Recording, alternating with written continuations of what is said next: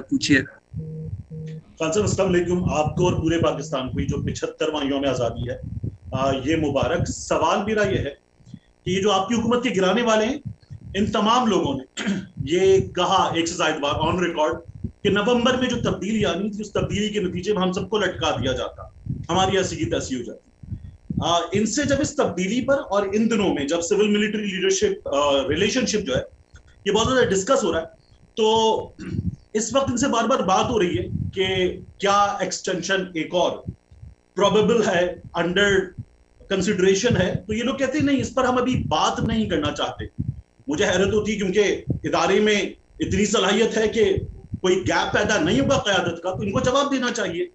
میرا آپ سے سوال ہے کہ آپ کی رائے میں کیا ایک عدد ایکسٹینشن اور ہونی چاہیے؟ دیکھیں, ایک ہمیں چیز سمجھنی چاہیے.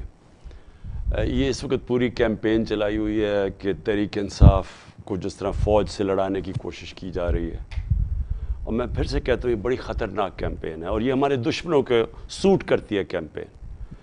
جب میری گورنمنٹ تھی تو آپ اگر ہندوستان میں اخبار پڑھیں اور جو مغربی اخبار پڑھیں جو کہ ہمارے خیر خواہ نہیں ہیں, وہ مضبوط پاکستان نہیں چاہتے.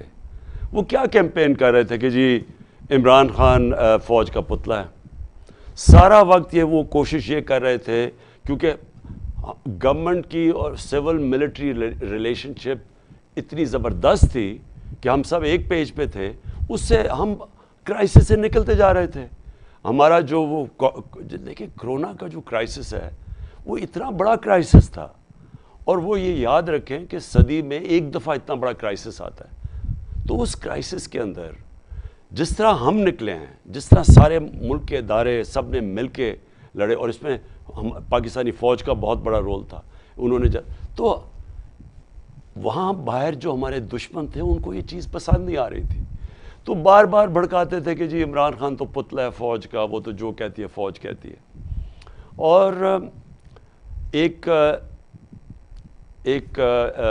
Fake sites web sites discover ہوئی, اور تحریک انصاف کے لوگوں نے, ہمارے سوشل میڈیا نے ڈسکور کیا, جسے کہتے ہیں کہ یورپین یونین EU کی جو تھی سائٹس, یہ جو فیک انہوں نے سائٹس بنائی ہوئی تھی جو ڈسکور کی ڈس انفارمیشن لیب, جس کے اندر ہندوستان سے 800 سائٹس بنائی ہوئی تھی, اور وہ پاکستان کے خلاف مسلسل پروپیگنڈا کر رہی تھی. اور وہ کیا تھا کہ صرف اٹیک ہو رہا تھا عمران خان کو اور پاکستانی فوج کو. تو جو لوگ نہیں چاہتے ملک مضبوط ہو, وہ چاہتے ہیں کہ سول ملٹری ریلیشن شپ اچھی نہ ہو. اب وہی لوگ ہیں جو اس وقت کئی پاکستانی صحافی تب اس یورپین یونین یہ جو ڈس انفارمیشن لیب کا حصہ تھے پاکستان سے, باقی باہر بھی تھے. اب وہی لوگ کوشش کر رہے ہیں کہ کسی طرح پاکستان کی سب سے بڑی پارٹی تحریک انصاف اور فوج کے اندر کسی طرح لڑائی ہو, کسی طرح آپس میں تنازع ہو. یہی ہوا تھا ایسٹ پاکستان میں. پاکستان کی سب سے بڑی پارٹی کا ٹکراؤ ہو گیا تھا پاکستانی فوج کے ساتھ, اور ملک ٹوٹ گیا تھا. ملک کو کمزور کرنے جو چاہتے ہیں وہ چاہیں گے کہ ایک ملک کی جو فیڈریشن کو اکٹھا رکھ سکتی ہے اس پارٹی کے خلاف وہ فوج کے اور اس کے آمنا سامنا ہو جائے.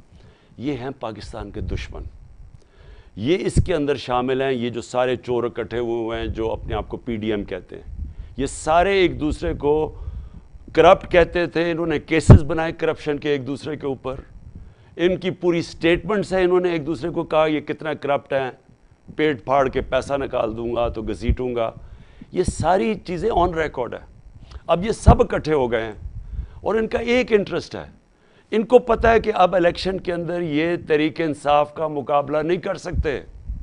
ان کو خوف طاری آ گیا ہے الیکشنز کا.